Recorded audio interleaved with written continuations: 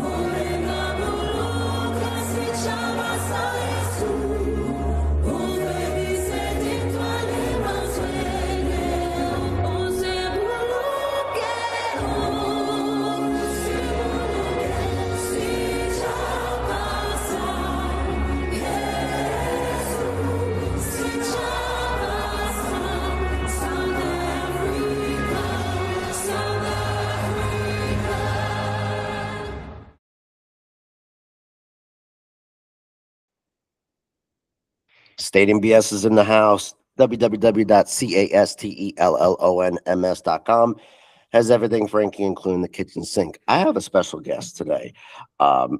He reached out to me, and this is going to be a part 3 of the impact of baseball in South Africa. I have met some really, really influential people when it comes to the game of baseball, and he's no different. He wrote a book in regards to his life in times of not only baseball impacting his life, but also path of finding God. And I wanted to bring him on the show. His name is Andre Antonio Alexander. Did I get that right? Andre Antonio Borlacci Alexander. Yeah, you got that right. Awesome. And we go by Coach Andre, correct? Coach Andre is good, yeah. Wonderful. Thanks, How are you Frankie. today? Appreciate it. I'm all good. Just came back from a soccer session with U11s and U9s. It's always fulfilling to coach kids between the age of 5 and 17, which at 62, I think it's probably like a deja vu for me. I've gone from coaching seniors to coming back to grassroots coaching, and it's just unbelievable. Impacting young lives and shaping it. It's an absolute pleasure. I'm like a Absolutely. granddad now to them. So I was out at about 39 degrees centigrade here in Oudtshoorn. So it was a hot day for the kids, but plenty of water breaks and lots of running and lots of fun. And I wouldn't have it any other Unbelievable. way. Wonderful. No, that's very it's very fulfilling. Right, That's the main thing. absolutely. It's very fulfilling. It feels like, you've accomplished something, you've contributed something to society, and that's something Ab- I commend for sure. Absolutely. So, little brief summary. Tell me a little bit about yourself. Yep. So, Andre Alexander, born into the Alexander clan of 10. I think I shared a little bit of that with you earlier in the Yes. week. 4 siblings, sisters older than me, 3 brothers, 2 older, 1 younger. Hmm. In fact, all of my brothers played a bit of baseball. My sisters were hockey players in summer, netball in winter. My mom was a provincial hockey player. Dad was a decent footballer until he had an ACL at about 27 and stopped playing football. Hmm. I come from a more of a sport administrative background now recently, but enjoyed coaching from the age of 15, which I know some of the comments that we're going to make later. But I think for me, it's just coming out of a sporting family and being supported by a sporting family. That whole thing about teamwork makes a dream work has just become a reality, even in my workspace. And in the last 15 or 18 years, no, in fact, 2000, so it's 26 years, Frankie, for Hmm. 26 years now, I've been serving in my passion. So I've walked out of corporate, being a purchasing manager for 5 of the 15 years that I worked in an engineering company. Can you believe purchasing parts for power transformers from a 5 kVA to a 5 MVA, which I mean, in terms of size of transformers, is Right. massive. Walked away in 1998 and said, I'm taking up the package and went into full time coaching by God's grace. And I'm here to tell the story. I'm ready for it. I am. What got you into the game of baseball? Baseball was a transition in the context of Cape Town, South Africa, Cricketers play rugby in the winter and cricket in the summer.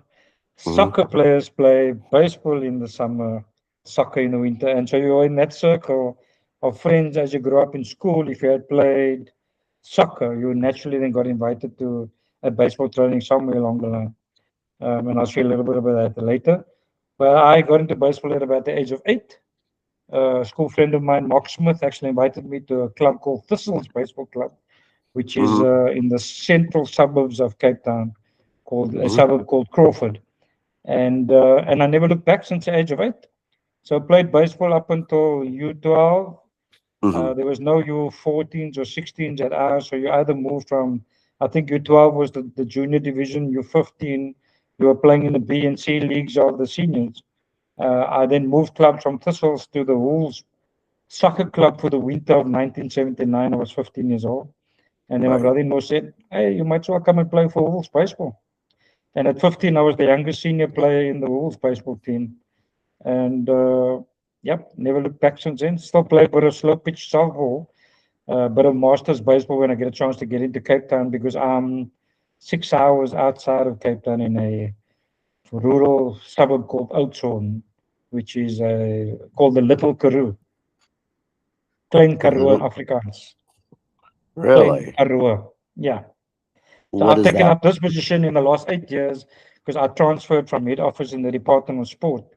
I Mm. moved to take up a management position in the high performance center of the what we call the Eden region. So our state or our province is broken up into 5 districts, municipal districts, and Right. I represent one of those municipal districts where there's I think we've got 53 federations, so it's multiple codes of sport.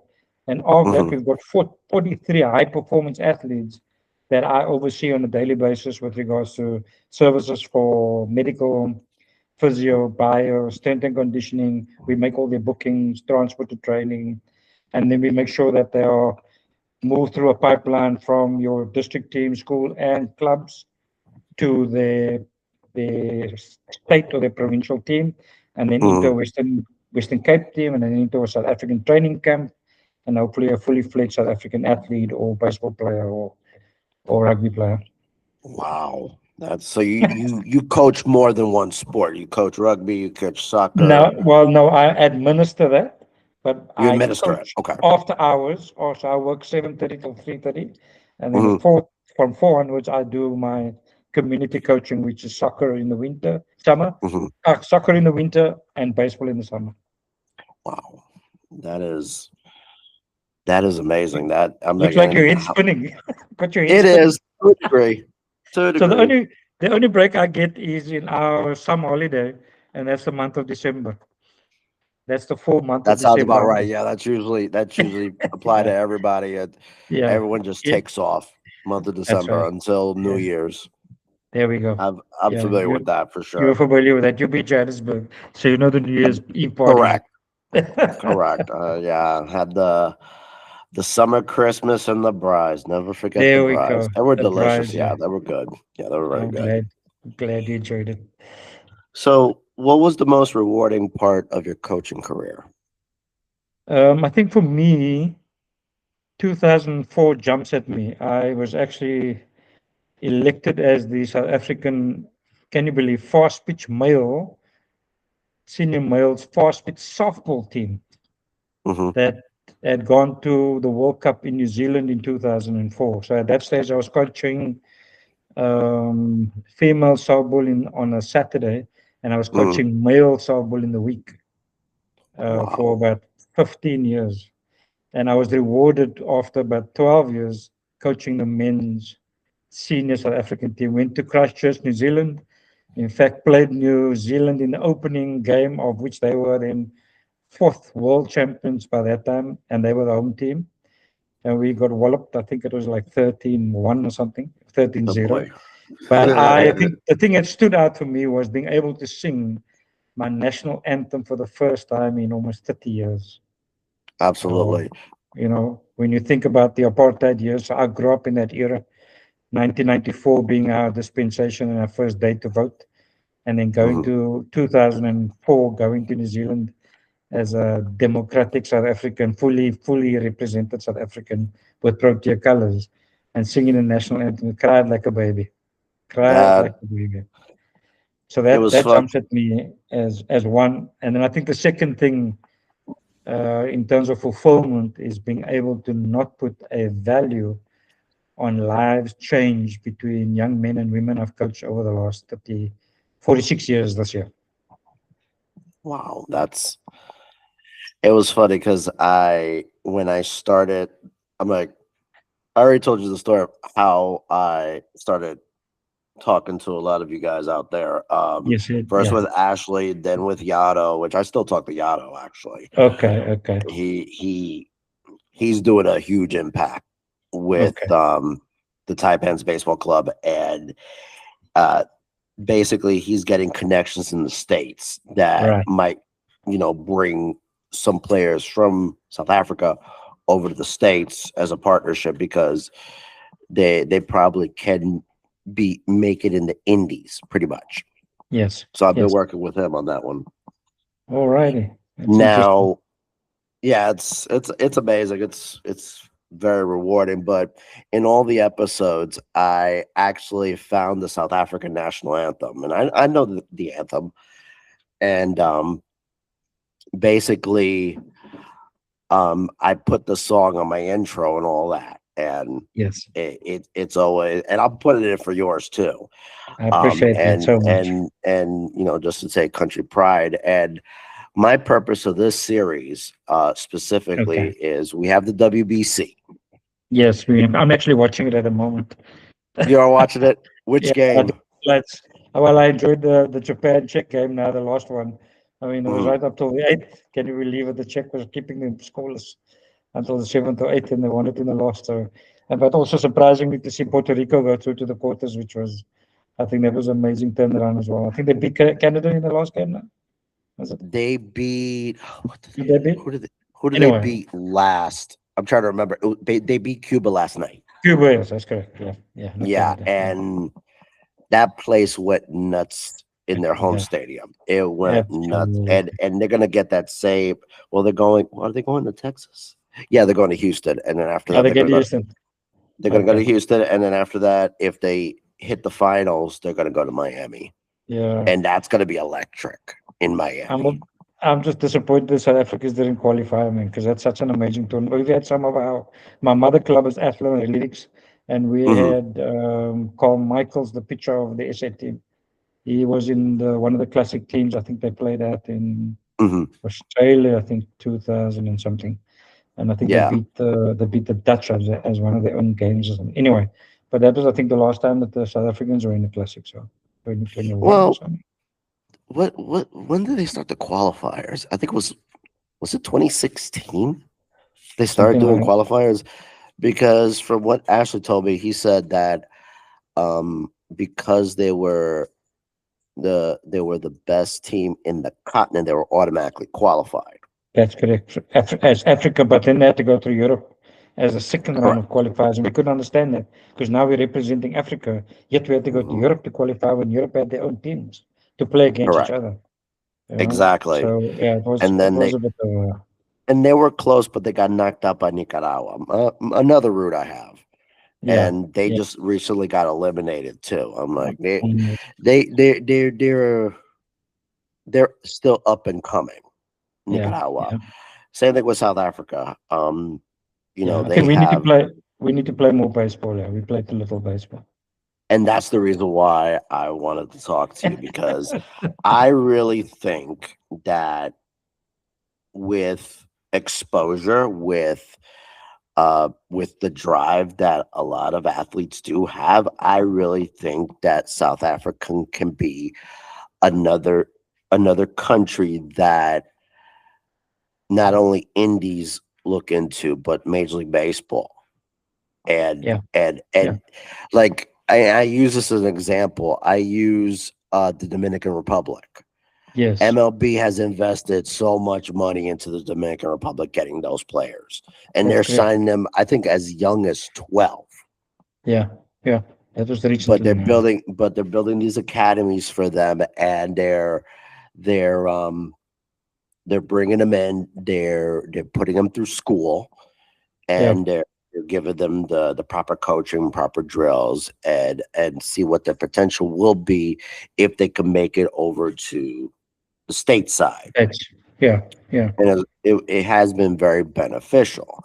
So my thing is I would love to see it over here in South Africa. absolutely. I really Did think that. actually did actually mention too that we had MLB input from 2016 with the U15s and U18s African camps.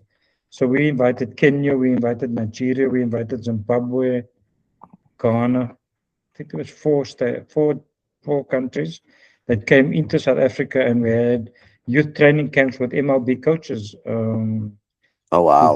2016, 2018. So we had that influx, and then recently it just went quiet after COVID. We didn't hear anything after that again. And strangely enough, we had this conversation with somebody that we connected with as a NPO called Jam Mhm. Academy. It's three of us. Ex Right. football colleague of mine, Moses, my brother-in-law Kevin, who's the Major League Baseball coach at Varsity Old Boys VOB in Cape Town, and Hmm. myself got together, and we formed an NPO called Jam Academy.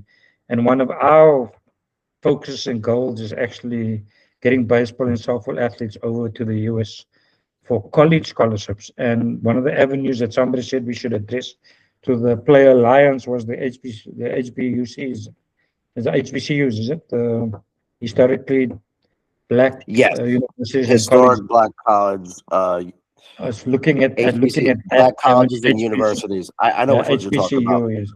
Yeah, looking Yes. at that particular avenues, but also then that the conversation went further in saying that America and MLB had invested in so many of the other South American countries. What about Yes. Africa? And I think it's overdue that they start investing because we do need fields. We definitely need fields, more fields to be able to play better baseball because we're playing on rugby pitches, we're playing on soccer pitches, we're sharing it with cricket, sharing it with hockey. And I've noticed that. I No, looked no up. raised I mounds. exactly. I'm like I looked at. I think it was your profile. I'm like I was looking up a stadium. And I don't. I think it was your profile. I don't remember, Yes, it could be but Atlas it Edge had ground. Yeah. it was in. Yeah, it was probably your area, and it was just a field.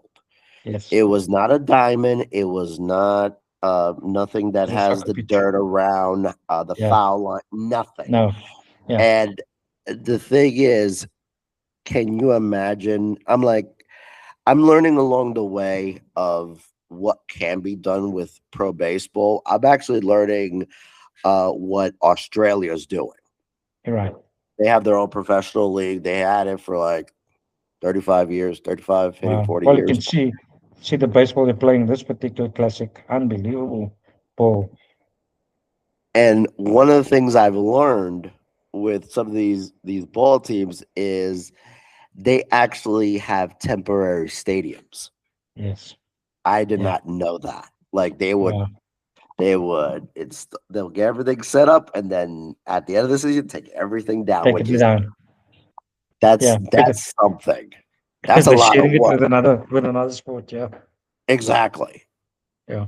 But Yeah, so it's a so that's what it's a we unfortunately do in South Africa as well. I mean, if we're talking about because in Oudtshoorn it is high humidity and of course very drought areas.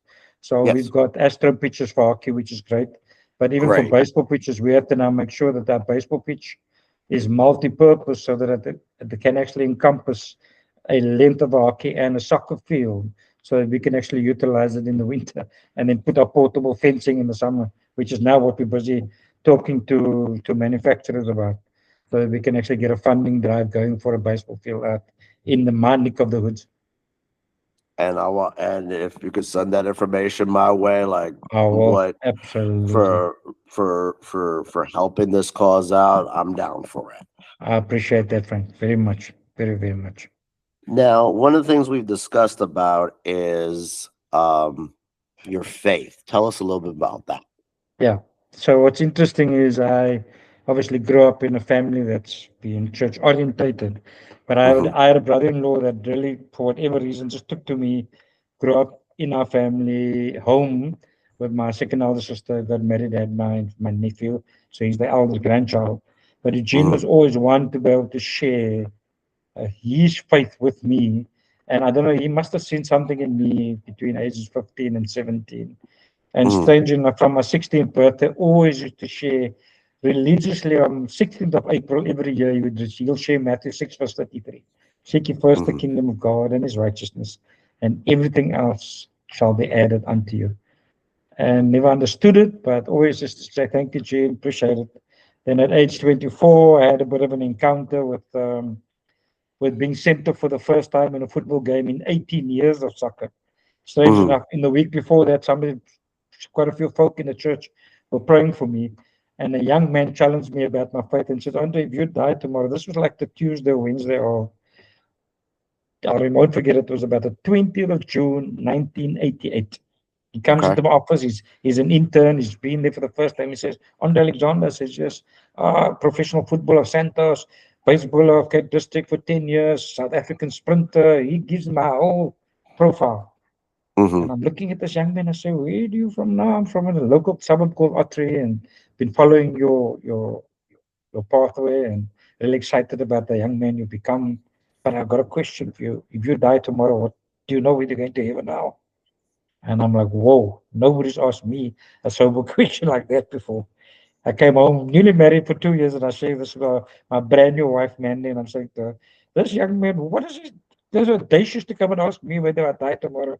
Do I know whether I'm going to heaven now? But I never slept for 3 days because that debate went in my head, to my heart, to my heart, to my head. And I was as uncomfortable as you can get them, to a point where I was too afraid to go to work the next 3 days in case this young man challenges me. Anyway, Friday he comes and says, so have you thought about this? I says, no. He says, well, I've had a dream that you were on your way to baseball one day and you got onto the crossroads he gave the two streets names that's close to our baseball field. He says, you met up with an accident, you died, all your baseball players were standing over you, looking at you and just saying, can't believe Andre Alexander just got killed in a car accident. This is like a week, coming up a week later. And I'm like, no, this is not crazy. And I just ignored him and left him. Anyway, that Saturday, the 25th of June, 1988, 3:30, I'm on the field. We play 45 minutes off. I'm on the field for 42 minutes. Guy hacks me from behind, I turn around, I punch him. The referee turns around and he holds the yellow card up, and I'm in the red card. But the referee becomes almost 10 feet bigger than what he is, and he was a big guy. As if God was showing me the red card and judging me for my past. And I walk off the field, but as I walk off the field, I feel like I'm a toothpick light. And I start singing, yeah, Jesus loves me. And it's a song I learned in Sunday school at the age of 5. And as I walk off the field and to the change room, I started washing myself in the shower. It was as if God was just rolling off all the boulders. I get to my house within 20 minutes and I phone my brother-in-law, Eugene. And he comes all the way from Mitchell's Plain, which is about 25-minute drive, on that Saturday afternoon. 5 to 6 that evening, I'm on my knees in an L-shaped separate entrance in Cape Town. On my knees, and he leads me to the Lord in prayer. I accept the Lord in my lounge, 2 years married, and my life turns around at age 24. And today, by God's grace, I still serve him and love him as my Lord and my Savior. In That's short. beautiful. And That so is beautiful. chapter 5 or 7 of the book is that very action. I describe that process of how God comes and puts these blocks in my way, and then getting sent off for the first time in 18 years. And he had to take me away from the God that I made my football to be. Those trophies that I realize they're going to lose its shine. I can't take it to heaven, but I can take the experience of knowing him as my Lord and Savior, and knowing that I have the blessed assurance to know that if I made a commitment to him, that I will be able to see him face to face one day. I've learned from one of my family members, old wise man, sometimes grumpy a little bit. Yes. And I'm like, very successful businessman. Right. And he had a lot of patents, lots of patents, and he made money off those patents and factories and all that. Yes. And at his old age, he had one last patent, and someone actually copied the patent from it. Right. And he was getting ready to sue. And all of a sudden, he said the one thing that still resonates with me, and it it hit me very hard. Yeah. It was a patent to give an alert to the backseat of the car Right. for a child. And the reason why he did this, it was like it's a sound alarm that's like Right. really high pitch to remind you to look in the back seat, specifically your dog or your kid, Right. because of what what can happen if you leave them in the car, especially Of in the course. heat. Yes. And he did not want to pursue any further. And there's one reason why. I know he's going to get mad at me for saying this, but it's very noble. He said, I don't want another child to die, Wow. because he wants to contribute to society Absolutely. Yeah. before he passes. And he wants to leave a legacy towards not only his daughter, who I married, Yeah. Yes. his granddaughter, Yes. and the rest of his family. And that's something that resonated with me, Yeah. especially with me having two girls. Yes. The main point I'm trying to make is what you're going to do today. I'm like, you can make as much money as you want. Yes. It's how can you contribute to your fellow man, Absolutely. your fellow woman. And Yeah. that's something that I've always took my pride on. Yes. That's why I started the brand that I have. Yeah. It's not to not only for me to build something for my kids, but to also leave a legacy saying I did something right Yes. and not something greedy. Yeah. Absolutely. So So you contribute that's to growth and yeah. and for society, yeah, and I for the sake rather of humanity.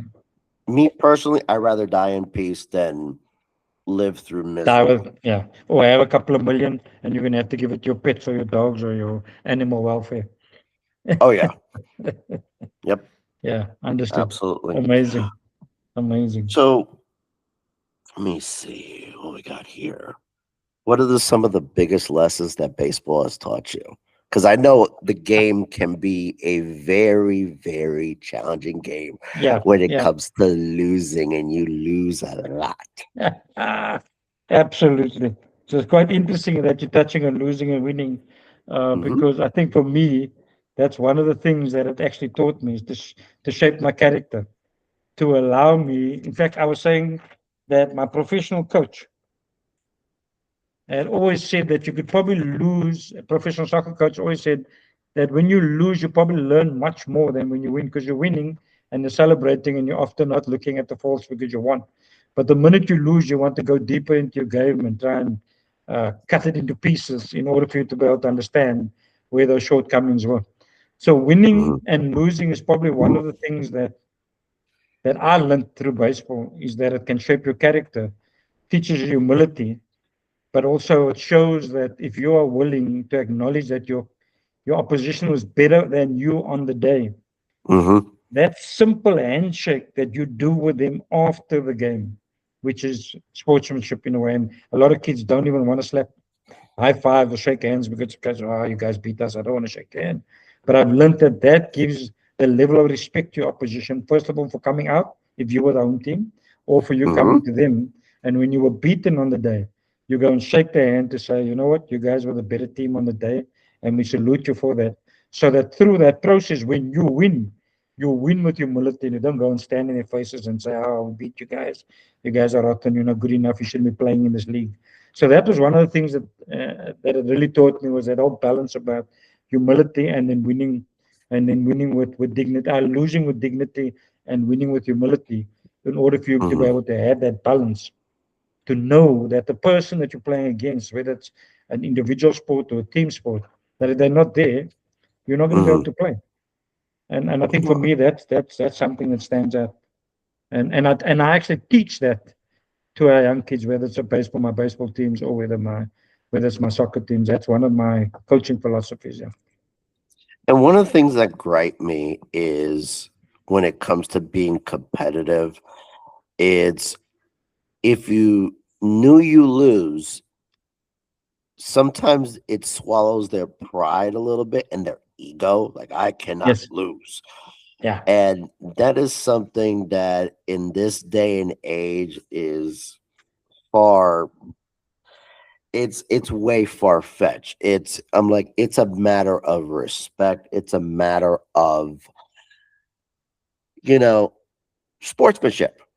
Yes, absolutely. I think that's as simple as you can get it because, and also I think parents have also have a role to play in that.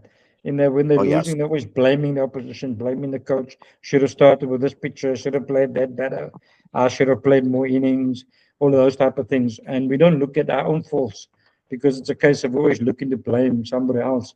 But once you get to that point and perspective in life where you're going to lose in life, you're going to lose in games, you're going to lose, Absolutely. you have to learn to then cope with that and to deal with that honestly.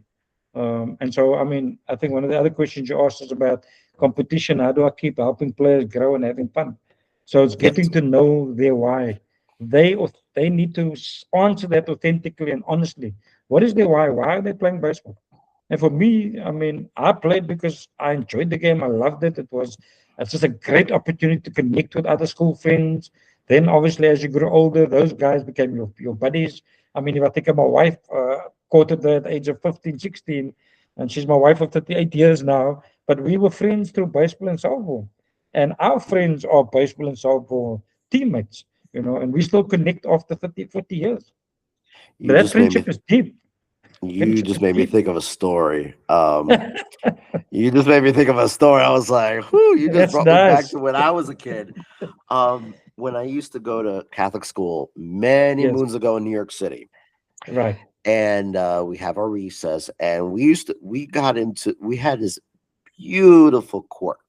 We had a tennis court, a basketball court, some swings, monkey bars, whatever. Yes, And we used the tennis court as a baseball field. right. And but it wasn't baseball; it was wiffle ball. Of course, yeah. So we had the Or stick, plastic bat. the stick ball. Stick ball. We didn't do stick ball. I wish we did. That Okay, would have been didn't. fun. That was on the streets. I remember those days. Yes, But it yes, was awesome. wiffle ball, and we had because it was cheap. I'm like, at Yes. back in the day, you go to a corner store, you get The a $1 probably store, yeah, like a $1 one store. pence, only a 50 It was pence store. exactly. Well, we had it was either the corner store, or the bodega, one of the two, and Yeah, you could get it for like, I don't know, a couple dollars for a bat. right.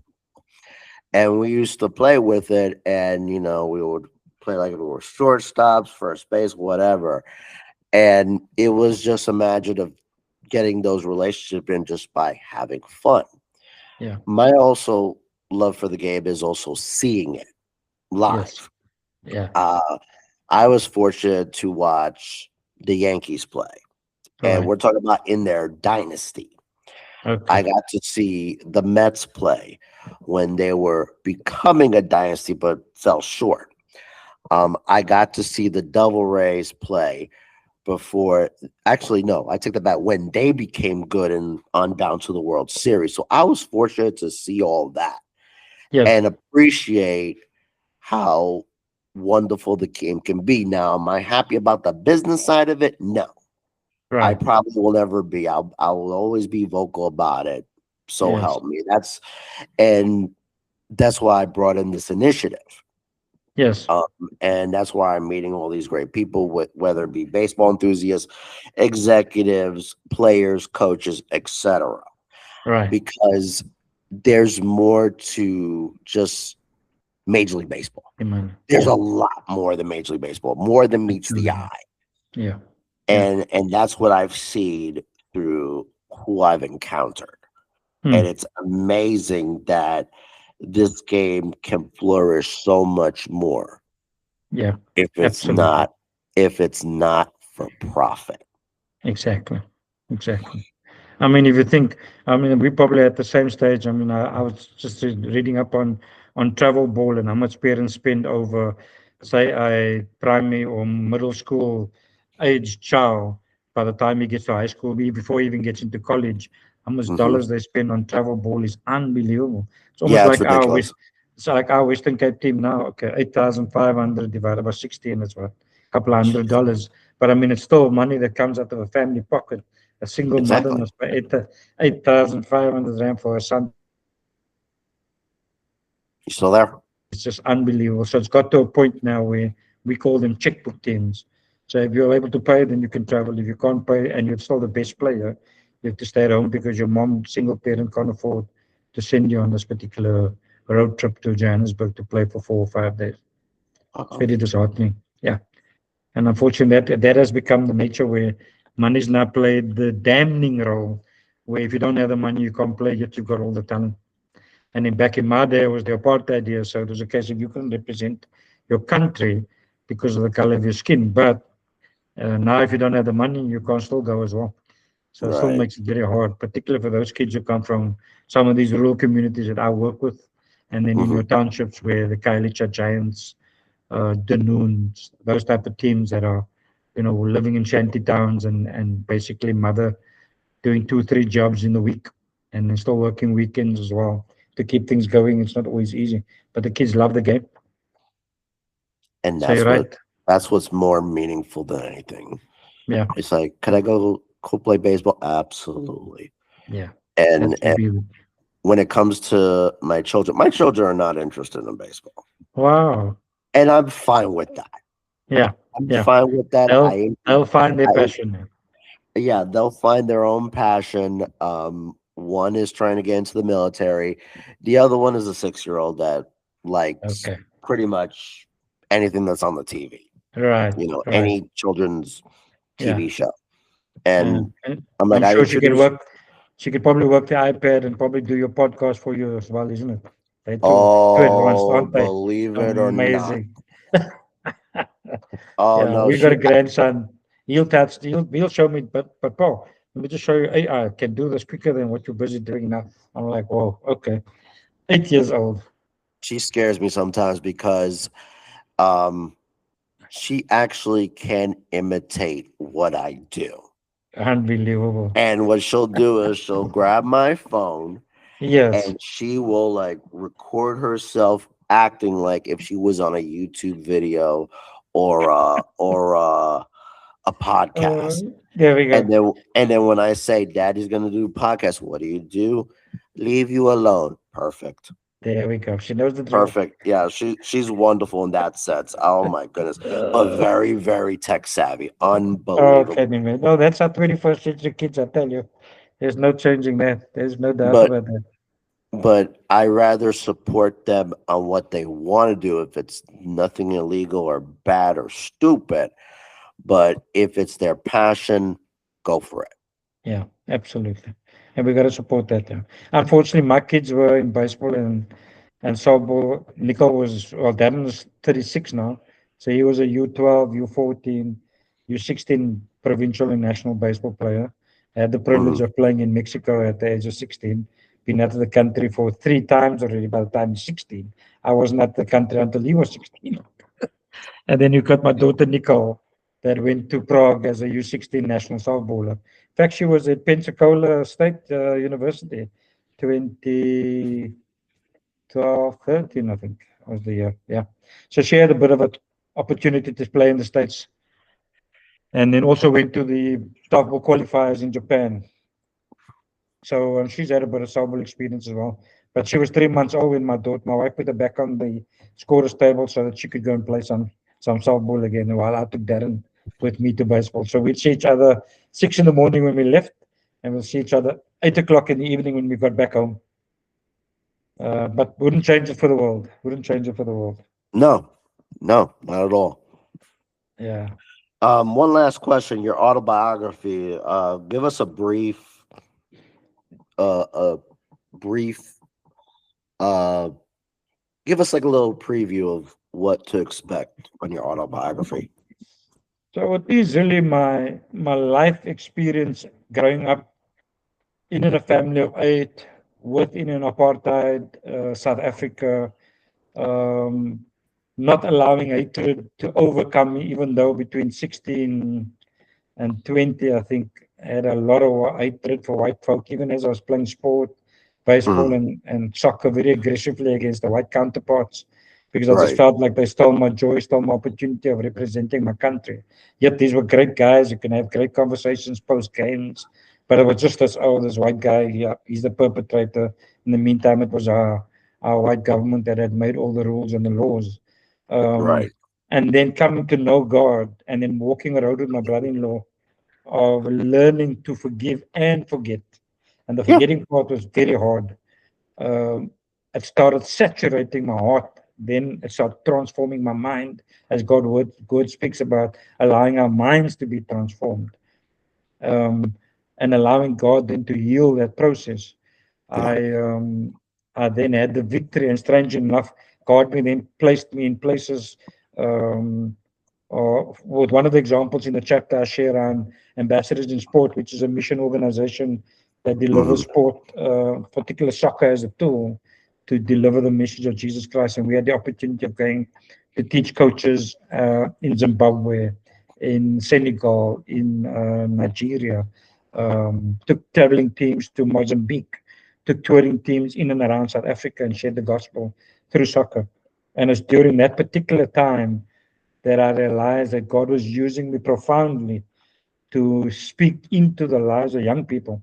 And I Yes. realized that I had to let go completely of that hatred. Otherwise, I was just going to be a sounding gong, talking of my experience of apartheid and how I supposedly overcame it. But deep in the inner recesses of my heart, I still had this anger, this unforgiveness towards white people. And then, strangely enough, as I broke through over the years, and God Mm. placed me 10 years in the mission field with ambassadors, guess Yeah. where do I stay? Come to the USA, I'm staying with a white family.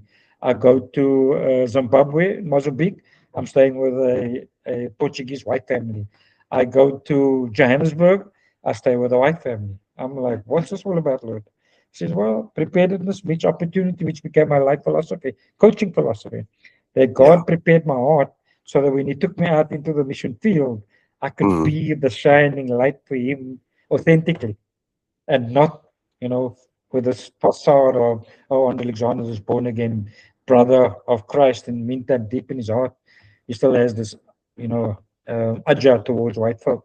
And since I've had that breakthrough, God had opened up amazing doors to even this particular day, where business houses, friends of ours, family that supports our football program, our baseball program, are folks from basically all walks of life now, Right. not just white folk. But deep in Oudtshoorn, which is an Afrikaans-based uh, town, and that had a big drive for the white regime, people's hearts were turned around and realized, you know what, they too need to move onto the agenda of forgiveness and forgetting and supporting. And I only have that, strange enough, over this. I've been in Oudtshoorn now for 8 years, and my wife and I, for the last 8 years, have experienced just that. God's continued love, grace, mercy through people. And you know what I say? God uses others to be able to come and speak into your life, to come and support, come and serve. He doesn't only speak through the word, He doesn't only speak through your bad circumstances. He also Right. speaks through good circumstances. He speaks Yes. through situations. I mean, our conversation on this podcast today, 10th of March 2026, is profound. I mean, how long did Yes. I take to reply to you? I think it was almost a month and a half. And I didn't even realize that this is your third or fourth podcast you've had with South Africans. Crazy, Hmm. absolutely crazy. But the turning point was my conversion at age 24. So from 16 to 24, hearing God's voice, not yielding, hearing God's voice every year, not yielding, and then realizing, well, then God had to then take me and place me in an awkward situation, where I was actually off a soccer field. And then, strange enough, I get 10 weeks of suspension, and I spend 10 weeks in Bible study. How profound is that? I get to spend 10 weeks with my brother-in-law, mentoring me, walking around with me in a Bible study at the Baptist church in Ottery. And praise to God. When an I think the when last part of the book is I honor all the players I had the privilege of coaching over. By that stage, it was 2021. So from 15, I think it was, what, 5 years now, so 58. So for about 40 years, I honored players that I had coached. I honored Mm-hmm. players that I played alongside. I Mm-hmm. honored opposition that had sharpened me, and I listed each and every one of them at the end of the book. So if you go to the back of that book, you will see Yes. there's probably about 10 pages dedicated. And I mentioned softball players and coaches. I mentioned baseball players and coaches. I try and mention football players and coaches, the professional players I played with and against. And all of them shaped, impacted, charged, sharpened me, gave me food for thought, picked me in order for me to be able to test my resilience, my humility, my sportsmanship, and shaped my character. And I think for me, that's the crux of the matter, that the turning point of allowing God to allow me to turn that 360-degree with His help, with His grace, and with His word as the conviction and as the guiding light, had given me the opportunity to say, you know what, I have this foundation, and I am obligated by God's grace to share this good news with young people that come along my pathway. So we have character development in my football and baseball program once a week, and we share character in the Bible from the Old Testament, and we share Yes. character of the New Testament, and we share some of their traits. We don't talk about the negativity and any of that. We only speak about the shaping of the character, the positive stuff, and how God allowed use them even in their areas of sin, even when they were sinning. God used them powerfully, profoundly. Basically, long story short, resilience. There's going to You be did so many obstacles thrown at you, and it's absolutely. a matter of how can you handle it? How resilient can you be? Will you lay down on the ground or are you going to fight? Absolutely. And And baseball's taught you that, because baseball's like golf. It will humble you by the next hole and by the next hole, your next batting correct. turn, your next fielding turn, a bad hop, it rains. Are you going to come back on the field? Are you going to moan? Amazing. It judges the character of how you respond to these because Yeah. I'm like example major league player. I'm like 162 games. Yes. It's a grueling season. I'm like, I'm like, you're human. You'll get frustrated, but Yeah. there's going to be a time for which is you're at peace, Yeah. and I really think you bring that philosophy to the table. Praise God. Amen. And I appreciate you, what's the right word? Judging that in terms of just us having this conversation and being able to share a little bit of the crux of the book. So thank you for that. That's you've Oh, you've no just affirmed problem. you've just affirmed some of the stuff that I've lived by and was mentored through my brother-in-law and others about resilience, about making sure that God is the center of everything amidst all the challenges that you face. And life is not going to be perfect, but know there's one person that you can count on, no matter what. Exactly. Exactly. Coach Andre, I really appreciate your I can't time. This believe is our time is gone. no, Our it, time it, is it gone. goes quickly. I can see that. Trust me, I've been doing this for the last not even 4 months, and Right. time goes so quickly. It's amazing what you can talk about Yeah, and keep absolutely. going and going and going and going and going. Exactly. Because we're But it's passionate about what always we it. do. But every conversation I have is always fulfilling. And I appreciate it, because your questions are good, leading, very intuitive, and it gives us an opportunity to express who we are without fear of contradiction. And I want to say Now, thank you for that. and I I, appreciate it. I really do. I want to say thank you for that. This is a safe space. This is I a can see safe that. space, I can sense and that. And also, I don't want to make anybody feel uncomfortable. This is a sit down. This is not an interrogation. I'm not a journalist. yeah, I'm just a fan there we that go. likes sports business, but I'm Yeah. just a fan. And if I feel that there is something wrong, I'll point it out, but I'm not going to be mean to you about it. Yes, I'm just going to direct it saying, hey, this is your thoughts. Yeah. why is this the way it is? Blah, blah, blah. Yeah. So, Yeah. anyway, Awesome. Coach Andre, thank you Thank so much you. for your time. I appreciate Appreciate it, it. and we'll definitely keep in touch. I was going to say, so we'll continue communicating via email and WhatsApp. I've got your number. And again, I Yes. thank you for the opportunity. God bless you and your family and your girls, particularly. Um, and may the rest of this year just be fulfilling for you, and may it be enriching in terms of the people that you interview. And may they have an impact in your life as well, as you've had in mine, just by the mere conversations we had today. God bless you, man. God bless you too. You take care, be You safe, too, brother. and you take care. Thank you. Good night. Thanks. Good night. Bye-bye. Coach Andre is a member of Jam Academy SA with a partnership with the Full Count Foundation. Check out fcfbaseball.org or use QR code to donate. All info will be in the description below and on my website.